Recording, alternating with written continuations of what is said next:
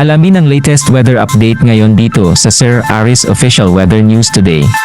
Makikita natin sa ating latest satellite image animation na bagamat nasa dagat pa yung tinatayang sentro ng bagyong si Marce, ay patuloy nga itong kumikilos palapit sa kalupaan ng Northern Luzon area. Makikita rin natin na yung makakapal na kaulapan nito ay tumatama na nga sa ilang bahagi ng Northern Luzon, particular na dito sa may bandang Batanes, Babuyan Group at mainland Cagayan. Kanina alas 4 ng hapon, ang sentro ng bagyong si Marce ay tinataya nating nasa laing 295 kilometers silangan ng Apari, Cagayan. Taglay ni Marce ang lakas ng hangin, umabot hanggang 150 kilometers per hour malapit sa gitna nito, at yung pagbugso naman ay umabot hanggang 185 kilometers per hour. Mabagal na naging pagkilos nito pakanluran nitong nagdaang 6 na oras.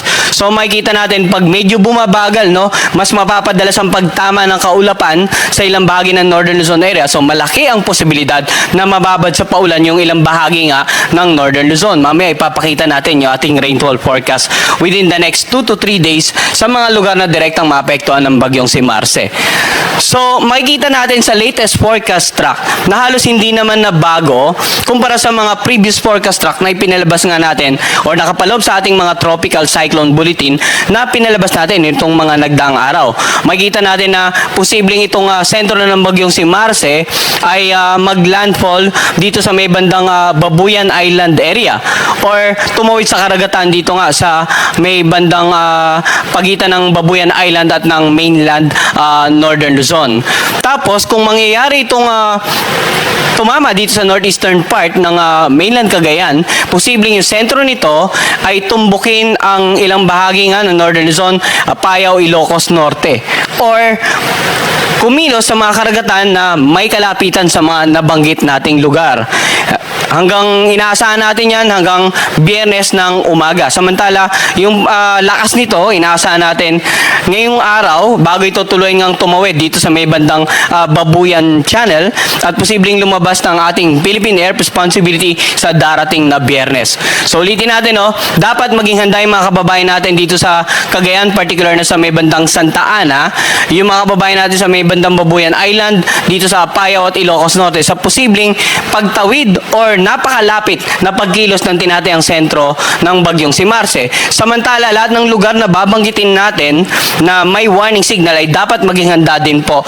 Tamaan man kayo ng sentro or hindi, basta nasa loob ng periphery ng bagyo at may warning signal, dapat maging handa. Dito sa ating image, makikita natin itong bandang northeastern part, nakataas po ang tropical cyclone wind signal number 3 dyan. Samantala, yung dilaw na part naman, tropical cyclone wind signal number 2, dito nga sa may bandang Batanes, natitirang bahagi ng Cagayan kasama ang Babuyan Island, itong northern portion ng Kalinga, itong northern portion ng Abra, itong Ilocos Norte, itong northern portion ng Ilocos Sur, at ang lalawigan ng Apayao. So pag sinabi nating may warning signals number 3 and 2, maliit na lang yung lead time yan or yung palugit bago natin actually maramdaman yung sama ng panahon. Pag signal number 3, nasa 18 hours na lamang ang palugit natin. Samantala, pag signal number 2 naman, nasa 24 hours pa yung palugit natin bago ma-actual na maramdaman. Pero yung ilang areas na may kalapitan na, dito nga sa malalakas na hangin, ay posibleng nakakaranas na ng masamang panahon. Samantala, warning signal number 1 naman, dito sa mga lugar na naka-highlight ng light blue. Ito nga ay natitirang bahagi ng Ilocos Sur, La Union, northwestern portion ng Pangasinan, sa natitirang bahagi ng Abra ng Kalinga, dito sa may bandang Mountain Province, Ifugao, Benguet, natitirang bahagi ng Isabela, Quirino, Nueva Vizcaya, at sa northern portion ng Aurora. Yung mga lugar naman na may warning signal number 1, hindi naman po agad-agad na makakaranas, Karaniwan may palugit pa tayo na 36 hours or less bago natin actual na maramdaman yung direktang epekto ng bagyo. So baka magtaka po sila, may warning signal number 1 sa lugar nila, sa mga nabanggit natin, pero generally at this moment, habang pinapanood nyo ng live ay maganda at maayos pang panahon, maging handa po tayo dahil yun nga, 36 hours or less, magsisimula na nating maramdaman ang epekto ng bagyo habang patuloy nga lumalapit sa kalupaan ng ating bansa.